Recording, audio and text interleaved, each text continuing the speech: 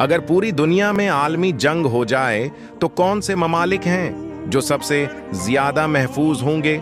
पहला नंबर है स्विट्जरलैंड का। स्विट्जरलैंड इसलिए क्योंकि स्विट्जरलैंड का किसी दूसरे मुल्क के साथ कोई पंगा नहीं है।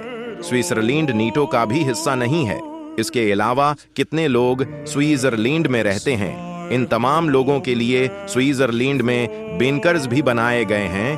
तो अगर आप स्विट्जरलैंड में मौजूद हो और आलमी जंग हो जाए तो आपको कुछ नहीं होगा।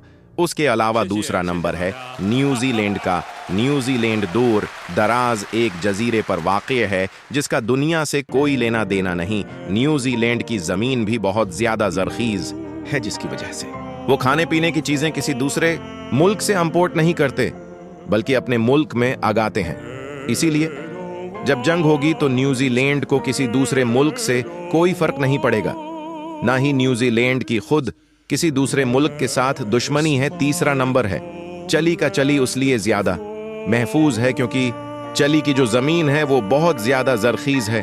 उसके अलावा चिली की आबादी भी बहुत ज्यादा कम है और चिली आलमी ताकतों से भी बहुत ज्यादा दौर है।